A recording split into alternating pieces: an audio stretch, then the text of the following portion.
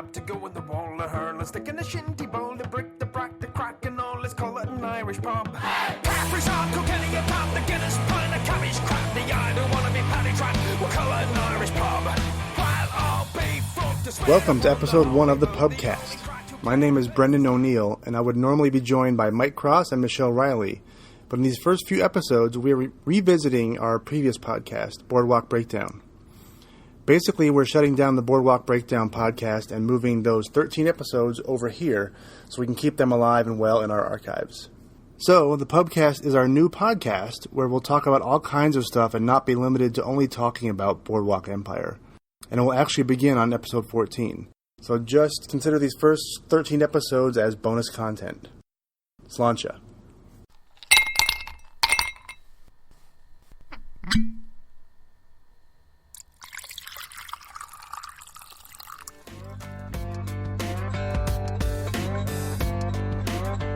Welcome to the Boardwalk Breakdown podcast featuring Michelle Riley, Mike Cross, and me, Brendan O'Neill. If you have any comments or questions, you can contact us on Twitter at Boardwalk Break. Enjoy the show.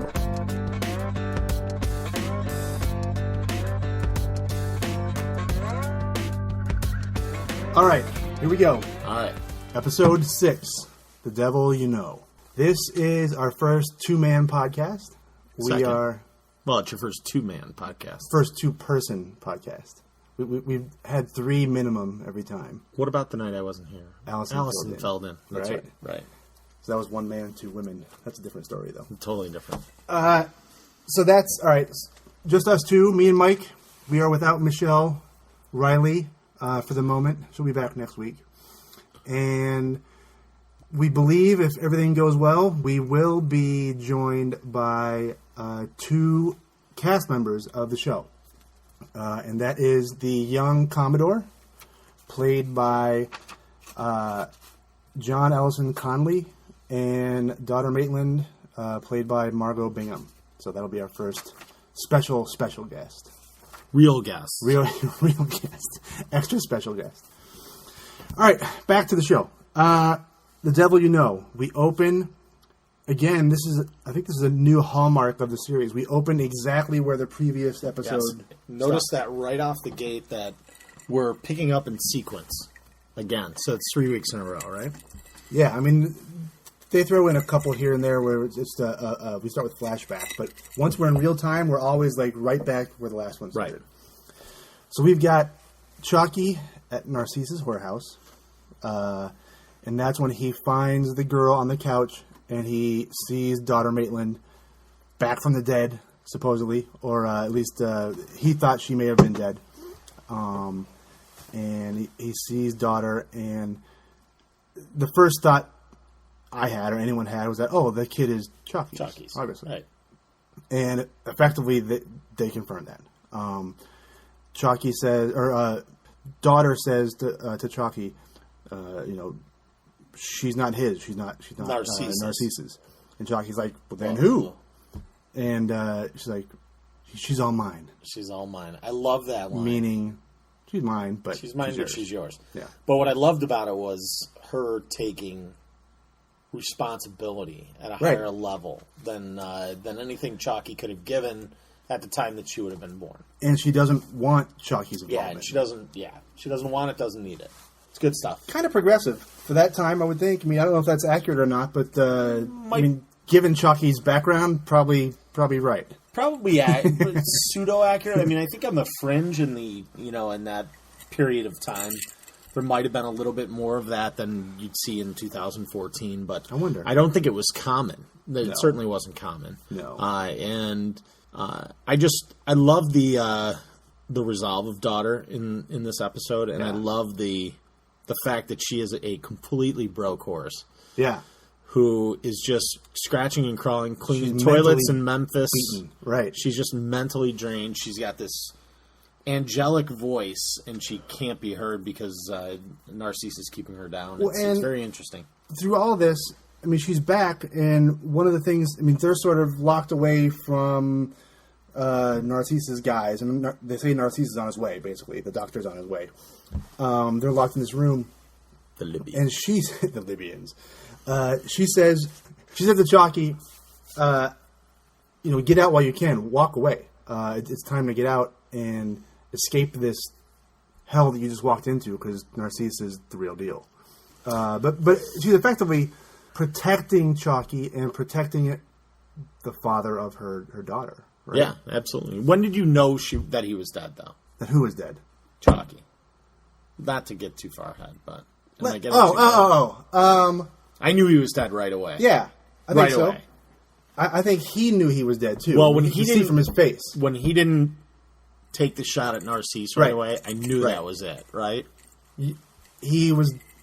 From the get-go, as soon as he walked in and didn't shoot him, you knew he was bargaining for a daughter to escape. Yeah, he was not bargaining for his own life. He was bargaining for something bigger.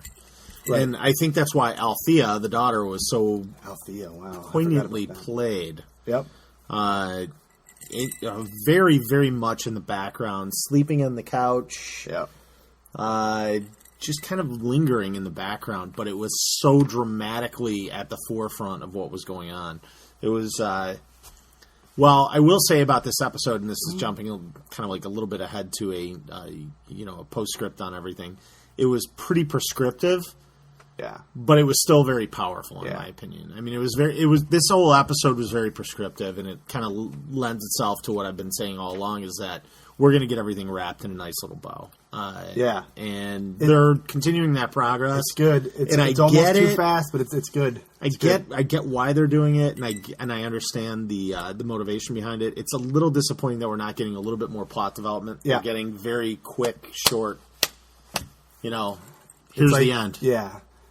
And a lot of these plot points we know have to get wrapped up in this way. We knew this was going to happen effectively. And we weren't sure about Chalky. There was rumbling last week that maybe Chalky and Nucky ride off into the sunset. Yeah, I never really bought into that. I hoped for it. Chalky was probably the one character in the entire show who was, that criminal with a conscience, right? He was the one who always did the right thing in a criminal way. Well, that's what you were saying last time, is that the two people maybe with the best moral compass are Chalky and, we said at the time, Richard Harrow. Right.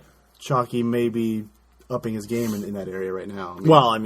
With this episode, he certainly ratchets it up a couple of notches. Yeah. And so, to back up a little bit before the finale... Sorry to jump way That's ahead. fine. You know I have to go in sequential order because I'm anal like that. Yes. So he said, or daughter says, obviously you didn't come for me. And Chalky's talking about, I think it's a nice little throwaway line. He goes, but you're the honeypot. Yeah. Sort of, you're the one that everyone's after, Narcisse, basically. You're the bait. I had to go find you to find him. Totally. He went to go find Narcisse and found her, but... It was all, yeah. I mean, she could have been carefully placed by Narcisse in that situation, knowing that Chalky was on the loose. And I thought, you mentioned it already, but that daughter works for a white man in Memphis cleaning toilets. Yes. That's like how far she's fallen. She's this potentially huge star in the clubs and in all. She's the Ella Fitzgerald, right? Right. She's got the golden voice. She's got the talent. She's got the looks. And once Chalky hears that, he's like, "No, you can't be doing that. You're above that. We got to get you out of here." And that's when he makes his decision. In effect, makes his deal with the devil. He was going to blow his way out of there, or he was going to walk away and take the bullet. Yeah. Talking about the little kid. Althea. She's almost, and I wonder if it's like this on purpose. She's in the background. She's small. She's asleep. She's sort of not really there. She's almost like a ghost. I love that. A ghost of Chalky's past. I love the way they played that. Yeah. It really was, because it kind of harkens back to the old set Chalky, the 1922 Chalky, where his daughter was around, and he was doting and he was worried about who she was going to marry. Yeah. And you could kind of see that. There's a direct correlation, in my opinion, there that it really added a lot of depth to what could have been a throwaway scene or a throwaway segment that really just ended with the way it ended without a lot of texture to it. And it really did add a lot of Narcisse texture. Points it out. He talks about are we really going to do this with an innocent in the room? You know, I mean, I don't think you want what you're trying to do. We got to put your gun down. It's not going to happen. Right. You've got too much of a conscience for that. And then we see daughter Maitland bring out the record, and they play the record, and we hear the voice, and it's amazing, of course. Played by our new friend Margo Bingham. Right. So then we see that, and then we find out, unsurprisingly, that Narcisse controls her. She can't get booked in any club in the country, anywhere basically. in the world. Yeah, right. because he can make a call and it's over. Right.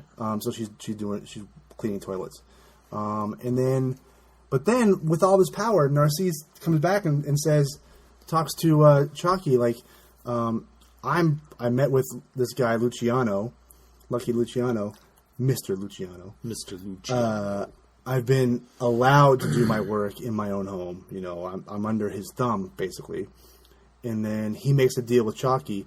You join me, help me take down Luciano and fight these guys, and I'll do you a favor. And it sort of becomes evident. I'll release daughter. And make a call and let her get back into the scene. That's all Chalky needs, and he's in. Yeah, but Chalky knew even at that point right. that this was all just a ruse to keep daughter comfortable with the situation. Exactly. As comfortable as someone could get with that, right? Exactly. This was all, and Chalky knew all along it was a ruse. Yep. And I knew it was a ruse. Yep. And it was just a pantomime. It was a total show to appease daughter, get her and Althea out of there, maybe get her on the road to success. Mm-hmm. And Chalky's got to pay for that with his life. And they walk outside, and Chalky first addresses Narcisse, saying, I'm going to keep mine in the bargain. Will you please keep yours? And Narcisse's like, yeah, well, how will you know? It's like, well, I won't. Like, well, then consider it done. Yeah. Right. Bullshit. And just imagine that it will be done. And then the guys walk in, or walk in the alley.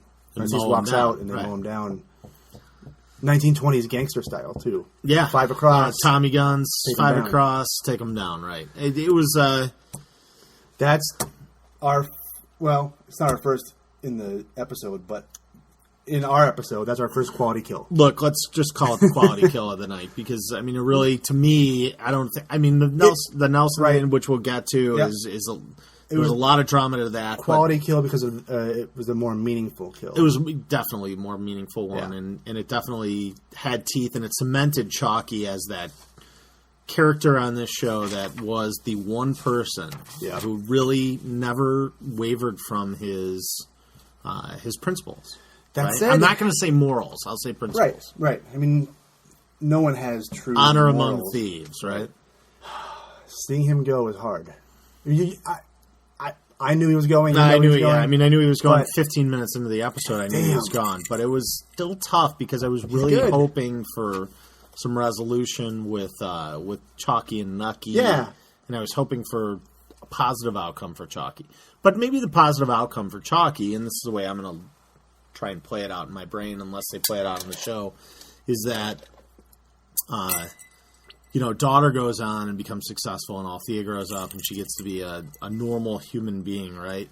As opposed to living in this gangster lifestyle with all these thugs and not necessarily well-mannered people, despite Dr. Narcisse's well-to-do status. So that's my question, and I'll get to my question about daughter in just a minute.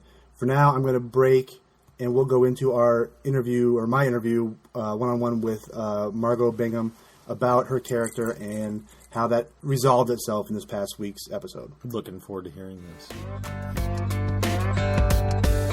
Welcome to the Boardwalk Breakdown podcast.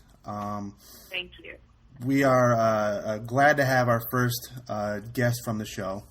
This is Margo Bingham, who plays daughter Maitland. And you played a very important role in this past week's episode. Yes. I did, and it's been quite a ride ever since, and it's been a hard week to kind of get over. I know that a lot of people are still mourning, but trust me, so am I. I'm sure. Now, at the beginning, back to last season. How did you get the part? Was it just like a standard audition? What was that whole process like? It was a standard audition. Originally, they were looking for a background singer for a jazz singer in the club, possibly like a couple day shoot, working in the new nightclub that Chalky White was going to be under ownership of. And it turned into that, and it was just a normal jazz audition. I went in and sang, actually, St. Louis Blues, the song that I performed the first time in the flower dress with the big crowd, and that was my audition song. And I sang a couple verses of that, and then they gave me a couple lines to read, and then it just kind of kept asking me to hold more and more week after week, and it turned into 9 episodes later for the season. Wow, so it wasn't really a cut and dried part. It sort of developed out of your involvement with the show. I guess so. I think that they just saw what relationship was forming with Michael and I, and that there was something there, and it was working, and they just gave me a chance. They trusted me. Now, were you a fan of the show before you had auditioned? I was. My brother actually introduced me to it. He was a huge fan of the show. Yeah. And he introduced me to the show, and I watched a couple episodes, and then when I got called in for it, he made me sit down and watch every single episode with him. And he was so excited, and he literally gave me an ultimatum of saying I either get the part or I'm completely disowned from our family. So that was my choices. So good thing I got it. Exactly. And I'm sure you're relatively busy now. You know, do you have time? Do you have an opportunity to watch each episode each week now? I do, and luckily I do, because we don't get the full scripts for the episodes, so we only get our own involvement. So I don't know what else is going on with the other characters. So week to week, as the viewers watch, it's new to me as well. So it's kind of exciting for me to just continue to watch how it all pans out. That's what we were thinking, is that you guys only know your bit of the story. You don't know all the other, right.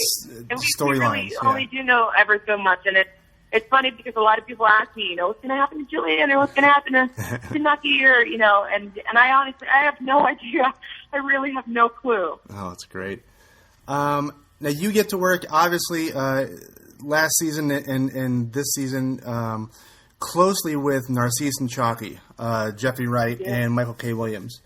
What was that like? Because, I think many people would consider them at the top of the list of, best actors either on TV or in film these days. What was it like to be with those, that high level of talents? It was kind of incredible.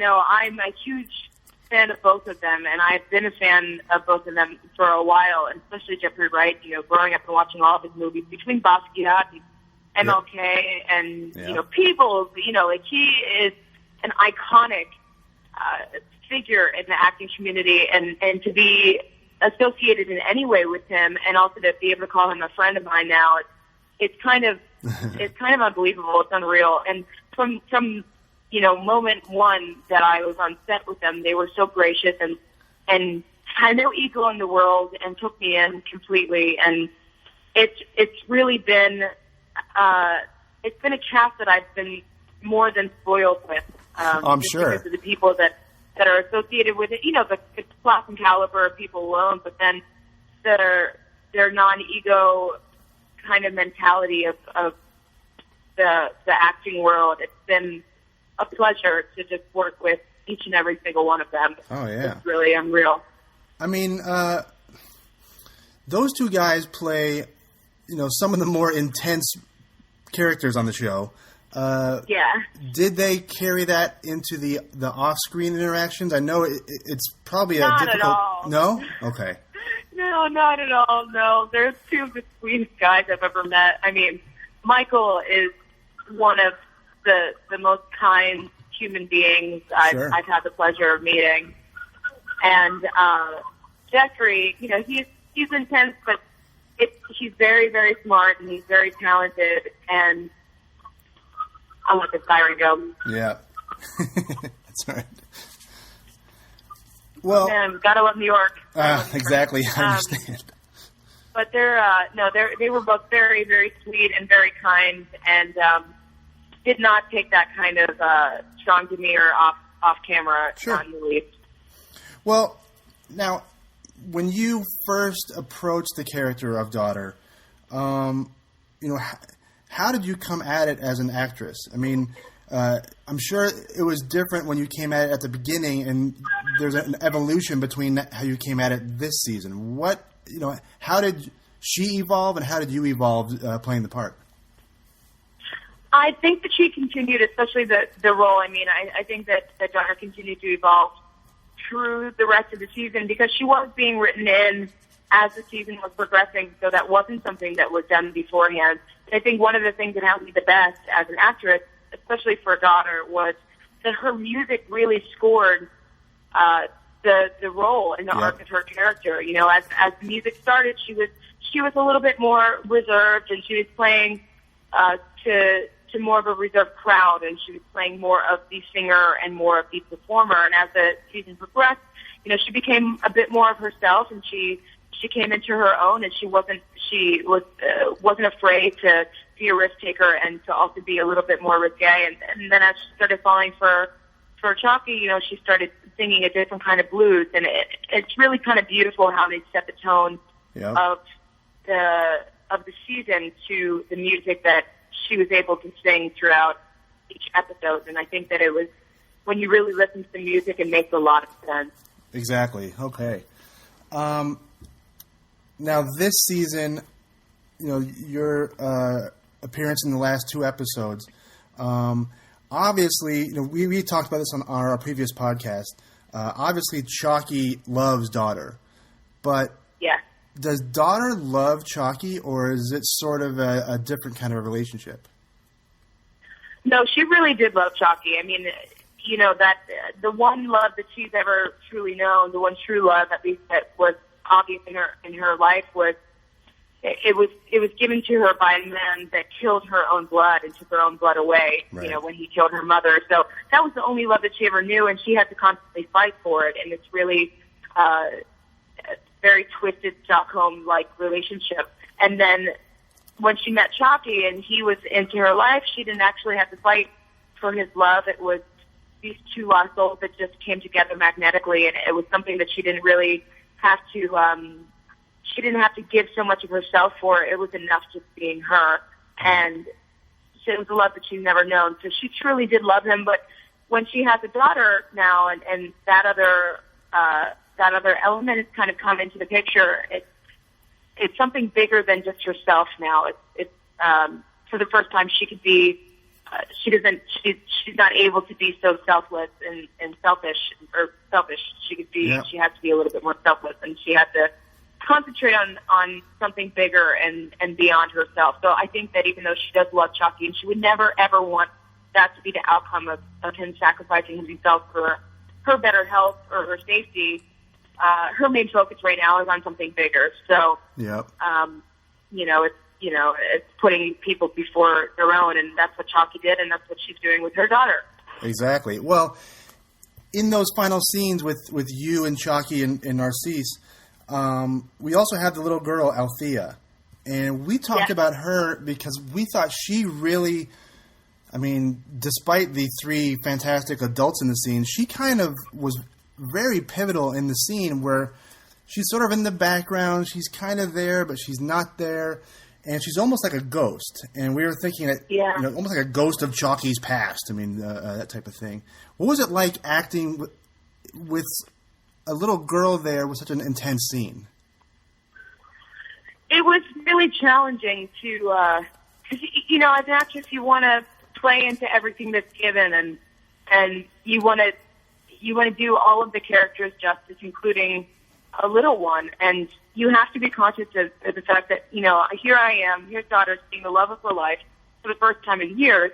She's seeing the, kind of devil in her world as well that she hasn't seen in years. She's wondering why she brought all of them here. Yep. And how somehow she was almost the reason for all of this to go down. She's listening to the history of what happened to his family, and she's trying to save her little one and trying to figure out, why that actually was an option, come back to to Narcissus and Valentin's office, and it's just so much to think about. And and the little girl, the actress Ryan, she really did such a great job. She was just there and just open to everything that was going on, and honestly, she really helped me. And I think that it's beautiful that one of the lines that Chalky says is, you take care of your mother, baby girl, or something like that. And he calls her baby girl, but that's the first time that he called somebody else baby girl other than his own that was taken away last season. So it's all exactly. It was reminiscent of Chalky's previous life.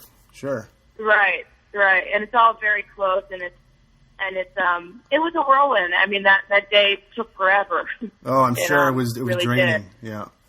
Yeah, it really did. I mean, during this season, especially last season, your role as a singer was front and center, obviously, and your voice is amazing. You know, we all became fans instantly. Thank you. And was it tough to learn or adjust your singing style to that 1920s or 30s style? Because it's obviously different than today.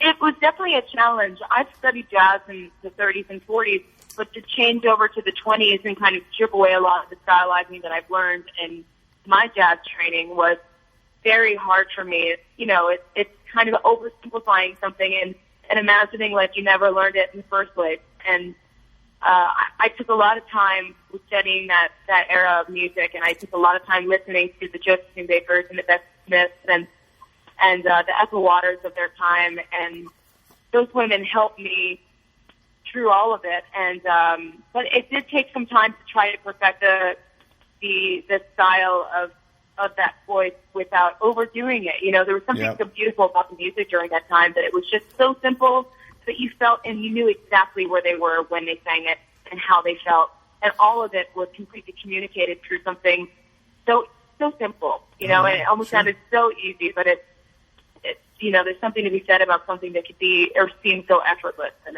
it's not. Yep. Oh, I'm sure. But it was a really great challenge for me, and I as a singer, and I loved every minute of it. Is there anything that you would have wanted to see your character do on screen that you didn't get a chance to do? No. No, not at all. They threw me everything. I did stunts, I danced, it was really, I was beyond thrilled for everything that I was given a chance to do. Well, as we wrap up here, what do you have coming up next? I mean, can we expect to see you in more TV, more film, or do you have an album coming out, or, what's up next for you? I'm working on a couple of new music projects as we speak now, and trying to put out a new album coming out very soon. I just wrapped up a TV show on the El Rey Network, which is Robert Rodriguez's new network. And it's more of a CIA-based TV show set in the modern day. I play a logistics analyst for the CIA. It's a totally different look from Boardwalk, and that's very exciting. So we just wrapped that, and we just had the finale of the first season. Got picked up for a second season, so definitely check out the second season. Great. And I just got picked up for a movie with the Sundance director, Joaquin Bazier, who did Muslim with Danny Glover. And we'll be shooting in Detroit come this November. Wow, fantastic. So trying to do everything and anything. Well, and where can people follow you on Twitter for more updates? You guys can follow me at Margo B RSVP, MARGOBRSVP, like to a party. Exactly. Great. Well, I really appreciate your time, and thank you for joining us at the Boardwalk Breakdown podcast. Thank you so much for having me, Brendan, and I think it's so cool that you guys came together and put something together so awesome for Boardwalk, and love it so much, and we appreciate it as a cast. My question is, do you think we'll see her again? She's done in the series, right? She's done. There's no reason for her to come back. She's done. I don't know if you got to be, right? I don't know that. Look, it's at this point with 2 episodes left, it serves no purpose. Right. I mean, what the purpose that was served were the bullets that were delivered at the end of the episode, right? But you know what I'm hoping, and not necessarily in Daughter Maitland's case, but in general, I want to see a couple of these characters live on in some sort of spin-off. Right, yeah. Well, I never even thought about that. There's right? no way that happens, but I totally want to see that. Well, daughter is definitely not a character with enough depth in this series to warrant that. I mean, I could think of maybe 3 off the top of my head. Mickey Doyle would be one. He would be the equivalent, and I know you didn't watch Breaking Bad, but Better Call Saul. Yeah. I want the backstory on Mickey Doyle. Right. I want to see him from age 15 and on up. He talks about that. Any of you guys see a pie cooling on a windowsill? We'll get to him in a second. Yes. All right. So we have no choice. He's primary. Oh, well, in my little and he's notes so much here, fun. We talk about this. We cut to early on in the episode after we see Chalky. The second real scene is Mickey Doyle and his bodyguard, or his lackey. Joel. Right? Yeah. Not Joel Riley. No. Well, he's a different kind of lackey. He did not serve as well in last week's episode. No, he did. So they're at the burlesque club. It's dead. They're bored. It's not the Roaring 20s. It's midweek. It's midweek, and they're in the depression. No one's out. Yeah, no one's out spending money. Mickey Doyle starts talking to Joel about, when I was your age, I used to do this, I used to do that. And he talks about, my gang, we used to hold up this. Knock over, Steal that, hold up this, do whatever. And he goes, I was going places. And then the kid goes, well, what happened? Why are you here, you loser? And then Doyle goes, in a joking way, basically a your mother joke in 1931. Right. He goes, what happened? Your father set me up with your mother. Ha, ha, ha, ha. We all thought it's a joke. And the kid's like, wait, what? What are you talking about? He didn't know it was a joke, really. Hence, hinting that he is related to somebody in the series, and we think he is little Tommy Dormady. A little bit of foreshadowing there, I think. Right. I think that's a well-placed comment, and I noted it as well. I didn't see it last episode. You guys did. I was thinking the kid was somebody else. I think clearly now he is Dormady's kid. I'm gotta be, without a doubt. I think, and it comes back later in the episode. Right, we'll talk about that as well. Right. I thought for a second maybe the kid was Nucky's kid, because we do get a quick flashback where Nucky's girlfriend, Mabel, is pregnant. And I'm like, maybe that's Nucky's kid. The ages are off. It's not. We cut to Nucky's office in his room in the club, and his bodyguard finds that he's gone. He's not in his room. He escaped somehow. Cut to Nucky in the dive bar. What is going on with Nucky there? Is this him just slumming? I really don't understand that segment. It was so... Is he trying to get back to his roots of being incognito, doesn't want attention? Now he's getting back to, I'm of these people. I was these people. I can get back and I can get drunk and I can be anonymous. But he does that I thought it was just an oddly placed scene, an oddly placed storyline within this episode. He's getting drunk, finds this, I'm going to use the word floozy, because I think that's the best description of the girl he's talking to. She's drunk, they're chit-chatting, and it goes nowhere, but Nucky makes up a name that I thought was pretty cool. Francis X. Bookman. That's his alias in this little dive bar. Right. Francis X. Bookman. From Missouri. From Missouri. Yeah. So. Well, I like how the lady of the evening is calling him. Do you think she's a hooker, or do you think she's just a... I think she's a wayward... Opportunistic. More opportunistic than a whore. But I love the way that she tries to peel him off as... you're a salesman of vacuums from Peoria. Right, exactly. And he plays right along with it and doesn't even give two shits. Yeah. He's just more concerned with the end game. Yeah, exactly. In typical drunk guy at a dive bar fashion. Yeah. All right, then later on, another girl joins them. They're both equally ditzy and drunk and whatever. And then the old man confronts Nucky and tells Nucky to shut up. Yeah. And then Nucky basically kicks the shit out of him in this bar. What did you think of that? I didn't buy it. Didn't buy it how? That Nucky could do it? Yeah, that Nucky could do it. I did because he's the kid from the streets, and he's a quote unquote gangster or half a gangster. Yeah, he's a half a gangster. He's I know. He's only halfway in. I don't look at Nucky as an enforcer in any particular fashion. But he's an old dude. And so is Nucky. Yeah. Okay, they're both old dudes. So the vigor with which he attacks, right, to me, in his drunken stupor and with all these memories or flashbacks in his own head, maybe he gets a little super strength from the crazy. No, well, yes, but he wasn't beating up that old man. He was beating up his dad. Totally. Right? Yeah. Great pull, too. So, I thought that was interesting, although, again, I didn't think it was needed. It was fine, but it was too long a segment, and yeah. We need to know too much going into the last two episodes. I know.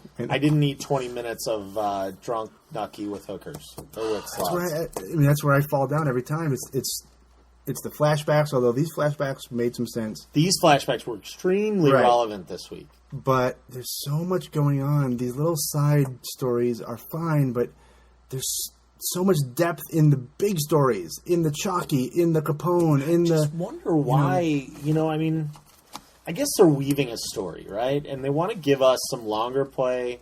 They want to give us some wrap-up. They want to give us it all. And that's the problem with wanting it all or wanting to give it all. Yep. You can't ever do it, right? And we've talked about this before. We've talked about they're shoehorning 12 episodes in 8. Right, and we've talked about this ad nauseum, so it's almost, we're belaboring a point, but... See previous episodes of this podcast. Episodes 1, 2, 3, 5.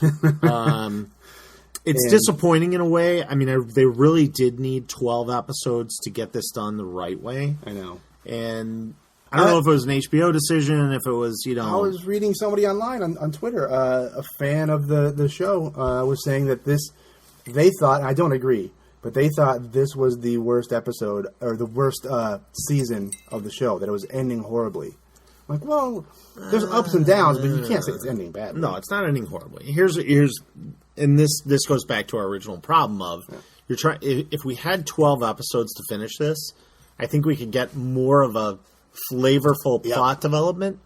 Yep. Right now, what we're getting is we got to hurry up and finish this. Yep. All right. So to wrap up the Nucky and the drunken girls storyline, Nucky gets them both into the alley and is going to have sex with both of them. He's going to fuck them both because he's Johnny Drunken Nucky in the big cock in the block. he's in the alleyway as he's trying to. He's the best looking guy in the alley. Exactly. Yeah. As he's trying to grope one of the girls, the other one gets behind him and knocks him out. They knock him out and they rob him. They roll him basically. Yes. He comes to, and he's awoken by Joel, what's his face, Doyle's bodyguard. Right. Or Doyle's lackey. Yeah, Flunky. Flunky lackey. Joel Flunky lackey. He wakes him up, and in Nucky's sort of drunken stupor / waking up out of being knocked out, he starts talking to Joel as if he's Jillian. Right. And he says a couple things that are really important. At least one thing that I gathered was, why he kept saying, why did you trust me? Why did you go with me? Were you so trustworthy with me? You knew what I was doing. That type of thing. Basically hinting at Nucky taking this innocent Jillian at 13 years old to the Commodore. Right. That was an interesting... Creepy. Yeah, it was creepy and interesting. So, that brings us to the flashback scenario. The whole storyline with the flashback. Basically, Mabel's pregnant. Yes. And she's up in the middle of the night making whatever. She can't sleep. She's got... one pearl, too. Yeah, she's got morning sickness or nausea, whatever, brought on by pregnancy. And she's talking to Nucky, and it's almost a throwaway scene, but Nucky recites to her almost verbatim, or probably verbatim, what his speech was that he just gave earlier in the evening to the alderman. And right. He sort of displays his oratory skills and his ability to turn a phrase and sort of that he's a guy that can command an audience, which obviously paid off in his career. I thought that was an interesting little thing. I love how she played off on that, though. Yeah, and then he's like, everybody kept calling me Nucky, and then she starts busting his balls. Nucky, Seaguy. Yeah. Give me a Seaguy. So she hates the nickname, obviously, and he hates it, which is great. Well, what's interesting about that is that he never really sheds it. And I think part of that is embracing what you are viewed as. Yeah. And I think that's a big part of the Nucky personality is really understanding that I am Nucky. It reminds me of a guy that I used to work with. And his name was Paul, and we called him Paulie Walnuts, and it just eventually got shortened to Walnuts. And he hated the nickname. He absolutely hated it. But that's very Chicago of you. The reality is that that's your name. Yeah. Right? So it doesn't matter whether you like it or not. That's who you are.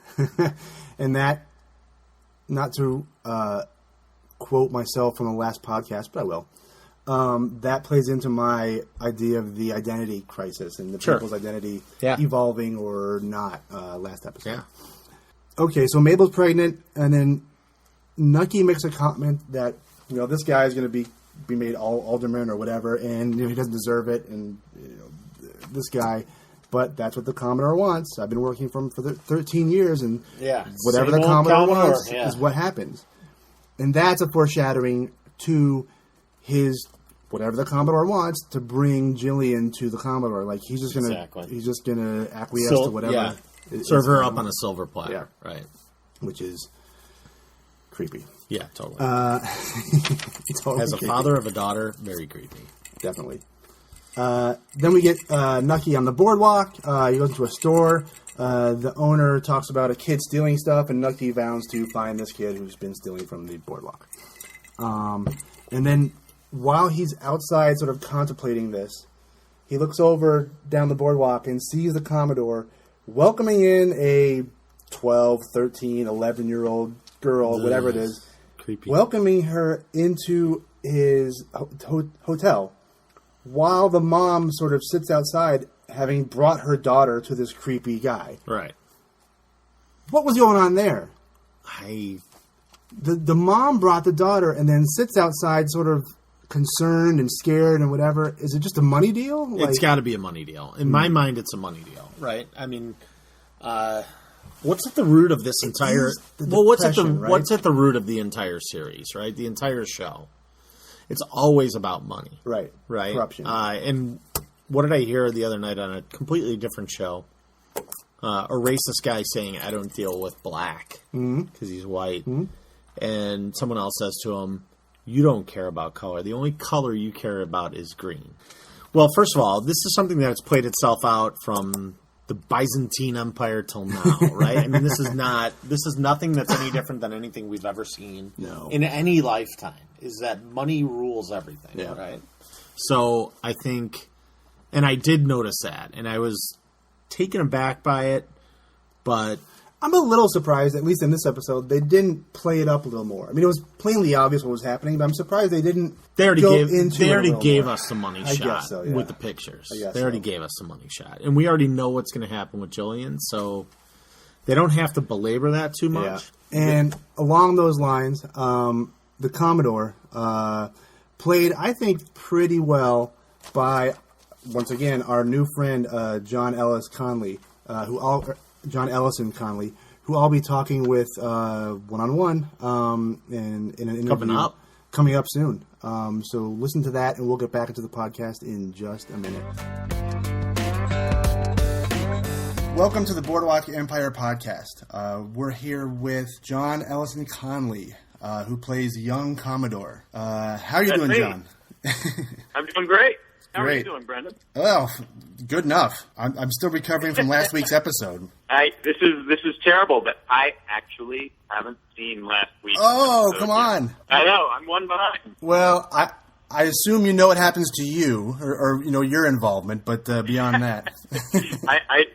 I do, but and I have to say, because of because of this season, I'm plugged into all sorts of Twitter things and everything. I also have a pretty good idea about some of the events that may have taken place, but I have not been able to watch it yet. So I'm looking forward to seeing it. But I don't think I'll be surprised by some of the major events. No, I'm sure.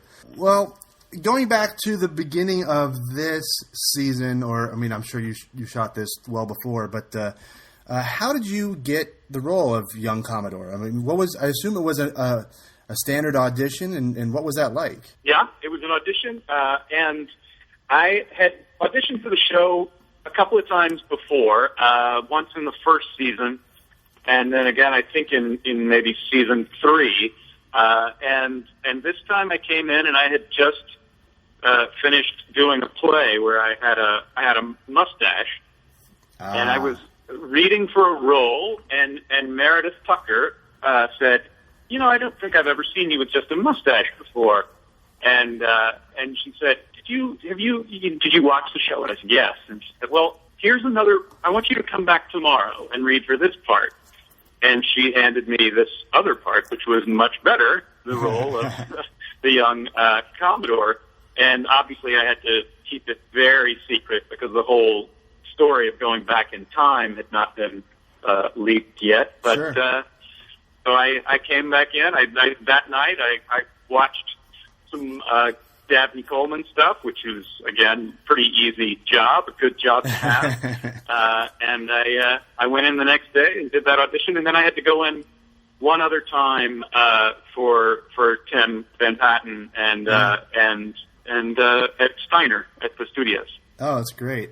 I always early on in our podcast here, I made a big deal about Tim Van Patten. I know he's an accomplished director now, but I know him as Salami from The White Shadow, so I'm happy to see him out there doing anything. It's great. Sure, I remember that show. Yeah, he was great on that. His name was Salami. He's a phenomenal, absolutely, and he's a wonderful director. I enjoyed his work, for years, and it was a pleasure to get to work with him on this one. Oh, great. Well, at the beginning of your stint on the show, as you started, how did you approach the character of young Commodore? Was there anything that you had to do, or I mean, did you have to develop that accent? Did you have to try to do a Dabney Coleman impression, or were you just sort of playing to the time period? Well, it's interesting. But first, for the audition, I had to I prepared in a way that was like, I assume because this character has already been so memorably portrayed, and the people who are watching in season 5 are going to be familiar with the character. I assume that I have to make an attempt to, have some of what Dabney Coleman did. And so as I said, I did look at what he did in the show, and I tried to sort of find the way in which our voices and our mannerisms, if they weren't already similar, the ways in which I could make them similar that didn't prevent me from also being able to, be present, that weren't so foreign that they seemed absurd. And so I did that for the auditions. And then when I actually got hired, of course, as any fan of the show knows, the costumes are so extraordinary, and they build them for you. And so I went and got fitted for all of the clothes that they made for me. That really helps. When you're playing a character who's set in 1884 and they give you a genuine beaver top hat. I mean, that's a crazy thing. But it's all of those things, the clothes that you're wearing affect your posture and affect your idea of yourself in a way that, when you get that information, that's another piece of the puzzle.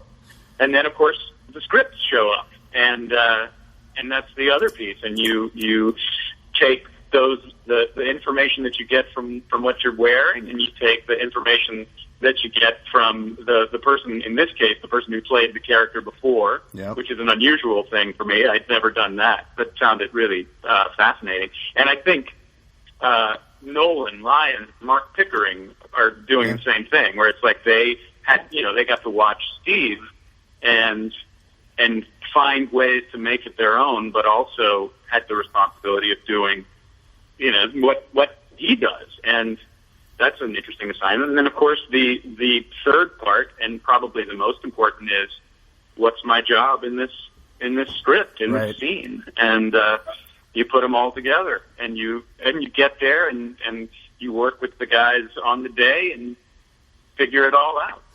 Well, and you mentioned the clothes. Did you happen to Aren't they amazing? walk off with, I don't know, a pair of shoes or a hat or something? Tell me you got a souvenir of some sort. Yeah, I wish that I could have. I didn't. I did not. Because they were so exceptional. And, Yeah. and a part of me at the end, as the time was coming to an end, was like, oh, I should, ask it, because they've made it for me. They made it exactly Sure. to my, like my one shoulder slightly higher than the other, and all this, Yeah. actually to my body. But at the same time, I don't have a lot of occasions where I need an 1884 top coat. Oh, come on. So even though that was an extremely beautiful garment, I ultimately decided that I would not investigate that. And, they hung on to all those costumes. I'm sure that some of the guys who were on the show for years were able to keep a suit or something like Right. that. But, I did not do that. Back to your sort of interactions with the other characters. One of the I don't know. I don't know if it's uncomfortable, but it was. It's sort of.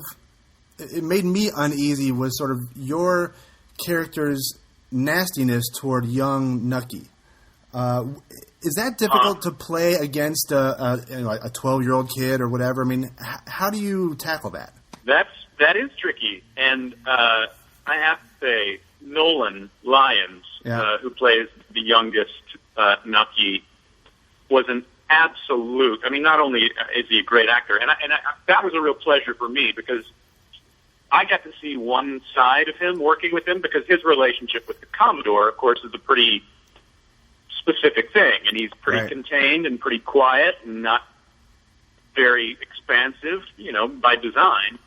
And then when I got to see, the first episode, and all of his stuff with his family, and just I was so thrilled for him, because he's just a really great kid as well as a great actor. But that's the thing that made that part easier. Was he was so easygoing, but incredibly focused. In the episode, where I have to pull him up onto the porch at the hotel there. Yep. I was like, how would you like me to do this? And there was a stunt coordinator, and do you want me to make sure that? And he was like, whatever, whatever. That's was great. So focused, such concentration, always really dedicated. He was a great kid, and he is a great kid, and super easy to work with. Well, and that makes that easier, because of course you don't want to harangue a child, but no. I knew that he was completely up for it, and that's great. And that was all fine. And you, your character sort of went down that path a lot, and we we have this thing on the podcast. We say creep of the week, or who is the worst character that given week, and it's oftentimes Jillian, or it's Van Alden, or whatever it is. And the Commodore comes up every now and then. I think the Commodore might be in the running for the most despicable character on the show. What do you think of that? Well, I can't really talk about no, of course. What is to come, but I would say that's not unfair. Yeah. And I think that's part of the role that the Commodore. I mean, of course, it's the storytelling of the show, and that's definitely what that assignment is, right. to a great extent, and I think we love that. Yep. We need people that are that way, especially in these kinds of stories, and that's a fun thing to get to play. Yeah, I'm sure. I mean, they always say the villain is the most fun. All right. Mm-hmm, mm-hmm. And this is a particular kind of villain, and it's been fun too, because in the first two seasons, the Commodore, you see him, at the end of his life, and I feel like it's all, and I love that performance. It's a beautiful performance, but I do think that part of the assignment of this season was sort of finding a place that was before he became exactly what that was. Yeah. And I think ideally by the end of this season, you will see a pretty clear path towards the kind of person that we loved to hate in seasons 1 and 2. Oh, we can't wait. I mean, 2 episodes left. It's getting dicey. All right. I know. It's incredible. Now, you mentioned earlier, one of the keys or the impetuses for you to play the Commodore is the mustache. Now, yeah, that's quite a mustache. Did you love it or hate it? I had it for a play. Okay. And usually, but I also had long sort of sideburns and chops and all that stuff.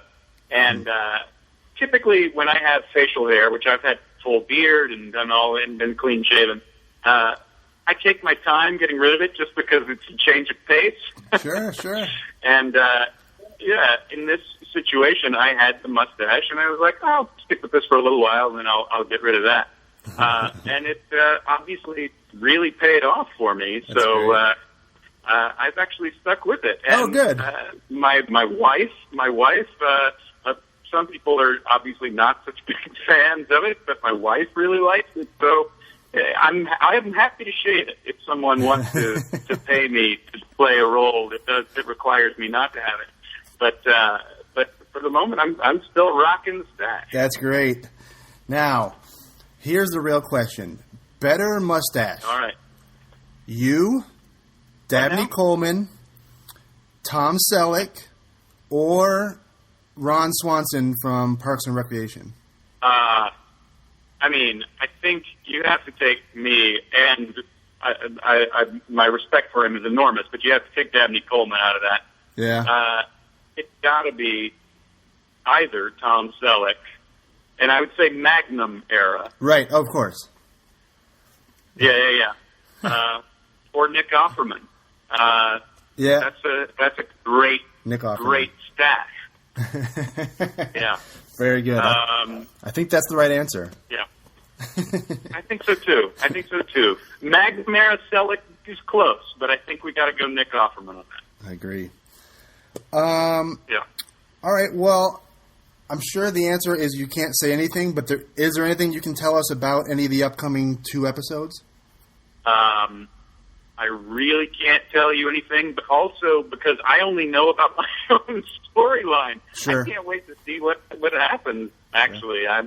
I'm thrilled about it, and look forward. I can't believe. I mean, there's 3 more left for me, right. But I can't believe there are only 2 more left. I know. That's crazy.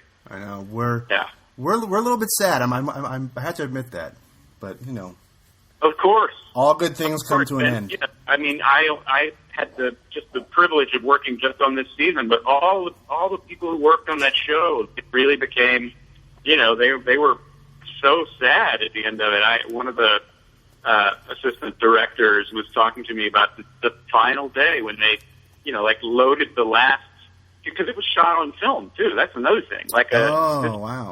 A show this large, with this much visual detail shot on film, it might, that was the end of potentially really the end of an era. Right. Wow. But yeah. Okay. Yeah. The good thing is it'll exist forever. Exactly. Yeah. Well, what do you have coming up? Whether it's TV, film, Broadway, whatever. Where can people see you next? I have a couple of things going on around here, and I'm looking sort of for my next theater or TV job. Okay. I have a film coming up that I'm not sure exactly when it's coming out. Robert Edwards' film that Chris Walken and Hamish Linklater and Amber Heard are in, called "When I Live My Life Over Again." Oh, great! That I shot in the late spring, and I'm I'm looking for what's going to be next. Great. Well, that's fantastic. And Yeah. Where can people follow you on Twitter if they wanted to get updates for you and what you're doing in the not so distant future? I am at Conjohnlee, ConJohnlee, at Conjohnlee on Twitter. That's great. Well, I really appreciate your time. John, it's been a pleasure. So thank you for joining us at the Boardwalk Breakdown podcast. And we look forward to watching you and young Commodore these last 2 episodes.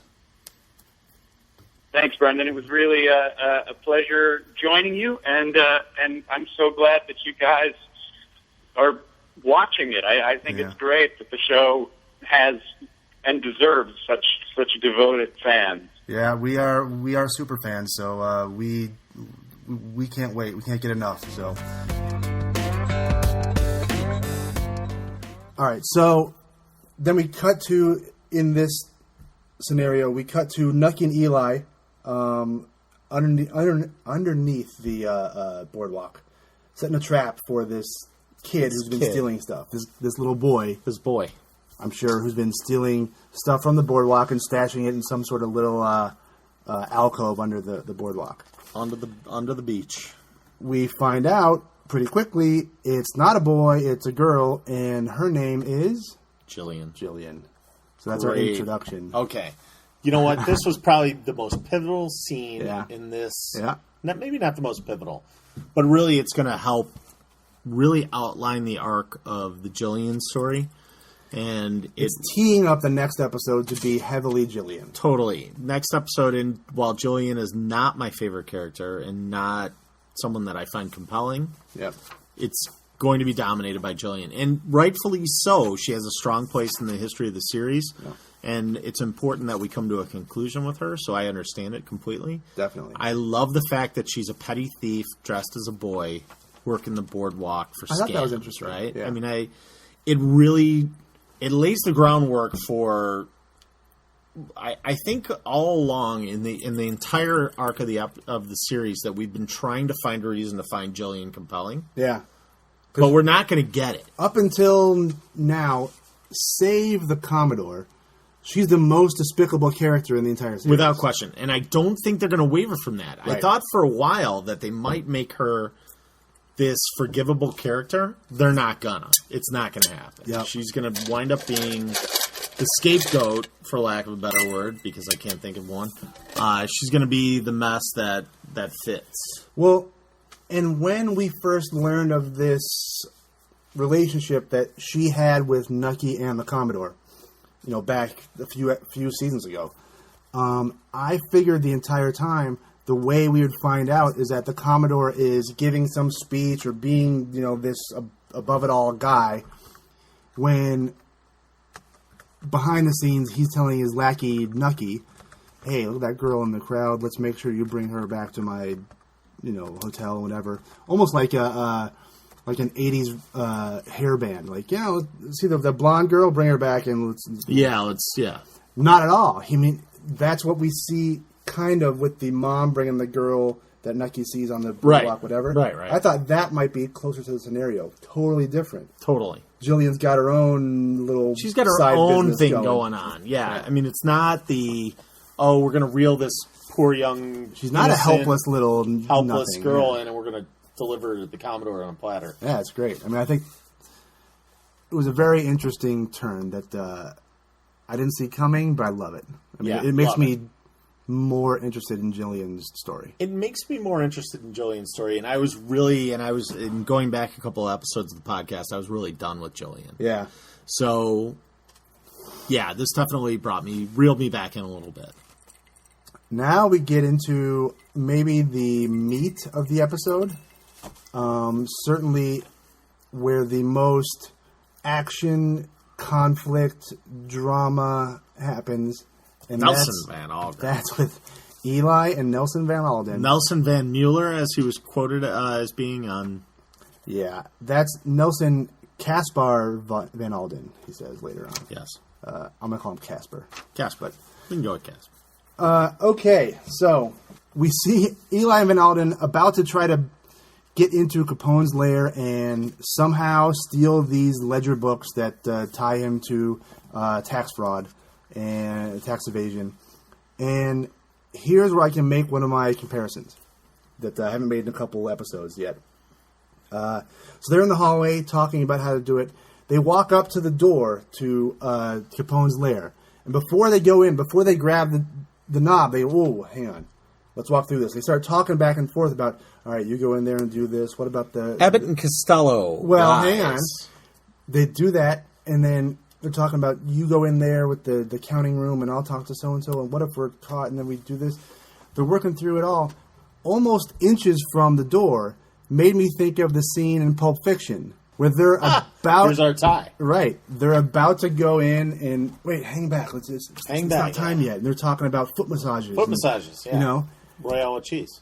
I'm thinking that's Pulp Fiction right there. So great tie. There's my little tie. Perfect tie. Anyways, they get inside. They try to... there's more people there than expected. They try to make some bullshit story about having to drop off money and... we were late last time. We want to make sure it's there. We've got to get it counted and whatever. Doesn't really fly. It almost is about to, and then Ralph Capone walks in. And the shit hits the fan. And he's like, fuck that. I'll take it. I'll take it to the accounting room. And they're freaking out. He grabs it and then looks inside of it. The worst thing ever. I mean, if you kept it closed and just put it on the desk, this might work out. All good, right. He looks inside and it's filled with shredded paper. Eli and Van Alden shit themselves because they're completely caught. They have nowhere to go from that. And we're back to Abbott and Costello. And it's Abbott and Costello. And it's this fantastic little love story of Eli and Nelson. Yeah. Which I love. They're the best. It truly is a love story. Sadly, we can't see a spin-off of these two, but I think they would be fantastic. This might be the spin-off, if we could have one, would be the Nelson and Eli show, although Nelson obviously isn't capable. He's not quite in great shape. He's not in great shape. Okay, so to cover this gap of having scraps of paper, and what are you doing? What is this? There's no money here. What's happening? Eli says... we were gonna rob the place? Question mark.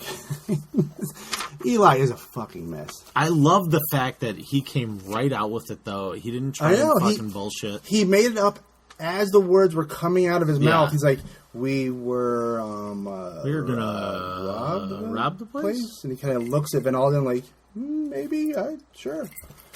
So maybe they respect us for trying to rob it. Exactly. Maybe they can get some credit for it. So they're caught, and they totally fucking panic. Then they Ralph calls in D'Angelo as the guy to dispose of these two. I didn't quite get that. There was 2 or 3 other guys in the room. Why didn't they take one of those guys? Ralph isn't Ralph Capone's brother. Yeah. Right? So maybe they just want... But D'Angelo was not part of the inner circle in any way. He was sort of on the fringe. I thought it was weird that they grabbed him. Well, the backstory on this that's great is that when Capone does walk in, he walks in with 2 actors who wind up starring in the movie Scarface. Right.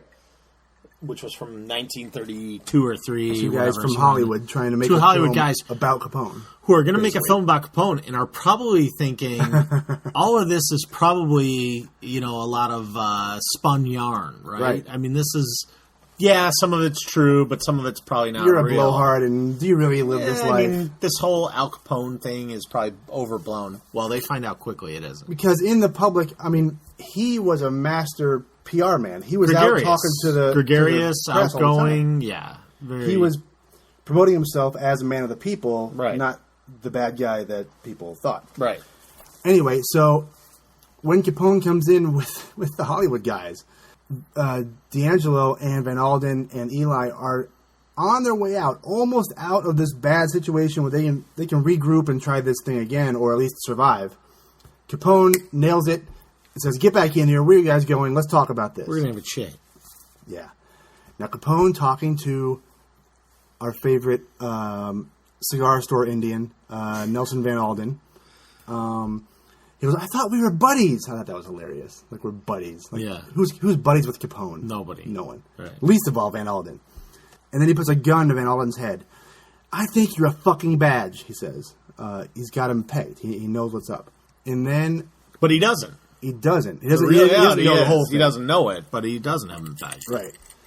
Then, this is the part that shocked me. Because I thought for sure Van Alden, as he has for the past 7 years, would just put his tail between his legs and just be Mueller and just like, okay, well, I'm sorry, boss, and this and that, whatever.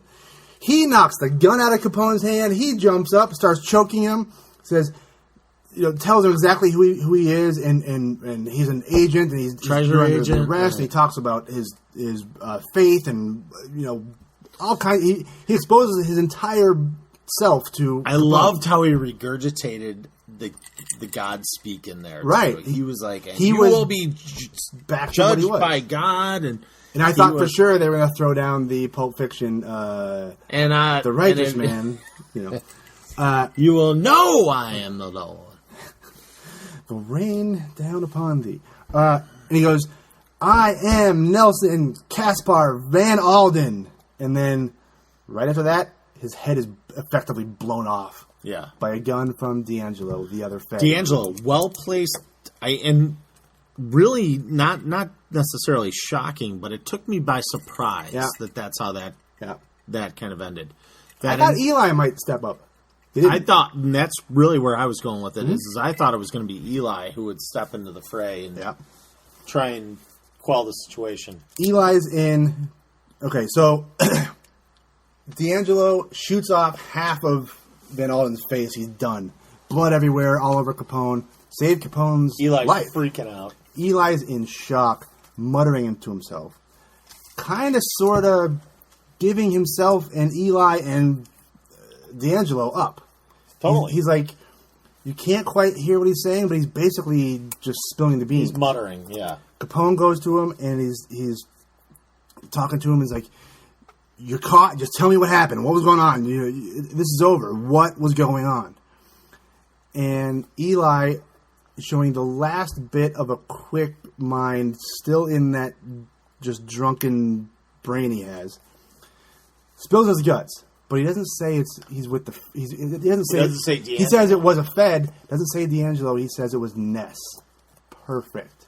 Sets up Capone against Ness. Tease up the next 2 episodes, right? Amazing. To finalize this. Because for 3 episodes, I think we were all sitting like, all right, we saw Ness in the first one or second one. Where is he? When's he coming back? Right. He's Capone's arch enemy. One of the things that I love about this, though, is that the Ness-Capone scenario has been so played out, right? That it's secondary. I like now. that they make it a little secondary. Yeah. It's not necessarily Ness Capone.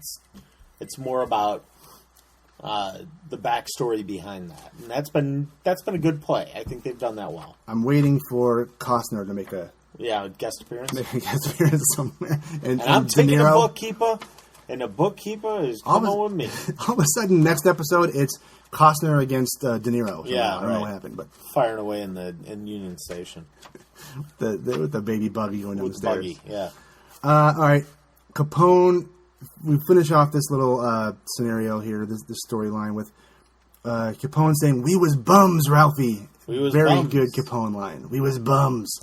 Almost a Burgess Meredith Rocky line. Very quintessential. And then Ralph goes, well, what do we tell his brother? Meaning Eli's brother. This was my favorite moment of the episode. And then Capone goes, Luciano's taking care of him. And he walks out into the other room, to the ante-room. So proving all along. Capone was in on it. Capone was in. Was in on the assassination on Nucky, or the attempt on Nucky. Yeah. So this sets up a huge play for the next couple of episodes. Well, and a little thing I didn't see coming. I thought it was kind of cool. I was impressed by this more than I probably should have been. At the end of this little scene, Ralphie grabs D'Angelo, Ralphie Capone, and hands him the briefcase with the ledgers in it, saying that, Al was impressed with what you did there. You saved his life. Here you go. Take these to Cicero. We got to, lay low now. Giving D'Angelo everything he wanted. Yeah. Even though Van Alden had to die for it, but it was interesting. And then on the way out, he lets Eli go. Like, here's $50, go get a train, get out of here. It's all. Right. And what I love about it is where does Eli go? I know. Does he go that's back the to question. AC? Does he ditch completely? Can he go back to Nucky? I don't know. Does he even make an appearance anymore? He might be done. He might be done. Series. Yeah, I mean, and here's where it gets really interesting is just that, right? We're down to the bitter wire here. We've got to finish up things with Jillian. We've got to finish up things with Margaret. We've got to finish up things with Nucky. We've got to finish up things with Capone. Yep. Is there room for Eli? I mean, we've already sewn up. We've already sewn up our Rothstein. Oh, we have to finish up Luciano. Right. We have a number of things that need to be done before this can I know. Well, and I'm wondering if Eli plays the prodigal son coming back to Nucky, and then they stand together against Luciano. It wouldn't shock me if that a happened, but I'm it's a telling little you, corny, though. it's corny, and they've already thrown us for a loop with the Chalky thing, Yeah. right? So the Chalky thing, we were all hell-bent on Chalky and Nucky riding off into the sunset together, and they fucking quickly put a bullet in that head. Yep. So I'm not going to make any predictions on that. So we've got 2 episodes left. Right.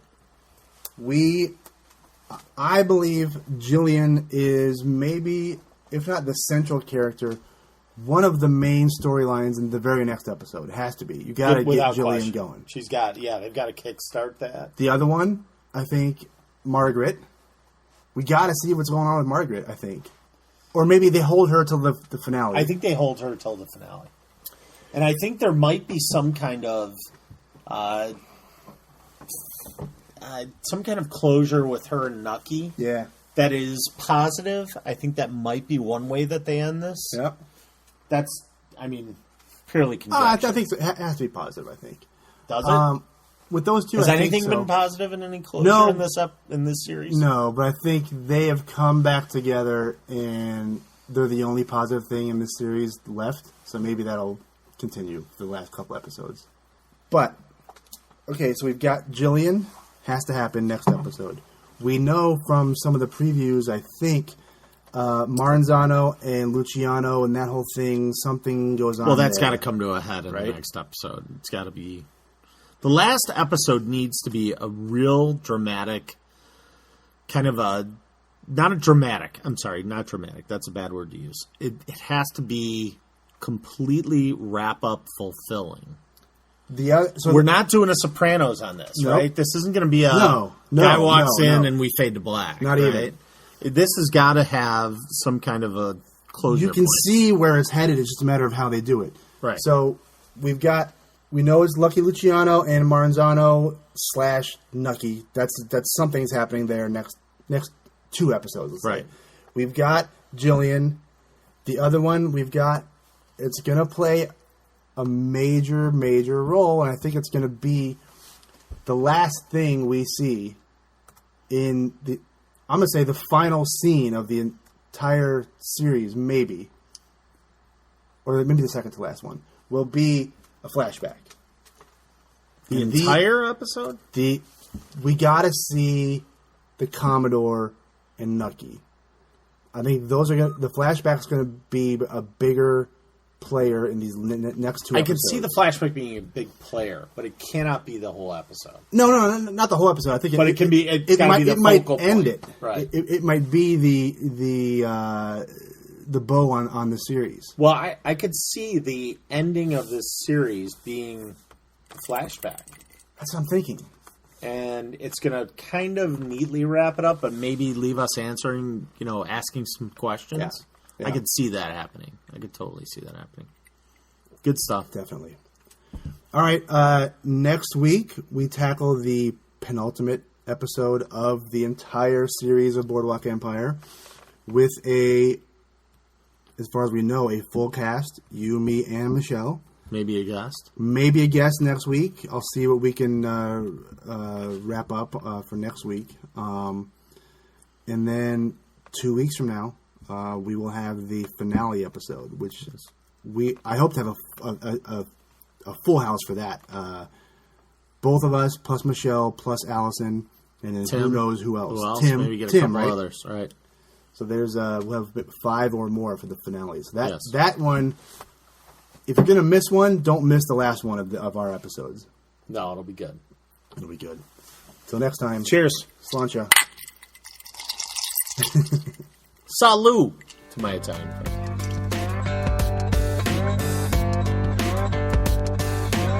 Thank you for listening to Boardwalk Breakdown, and follow us on Twitter at Boardwalk Break.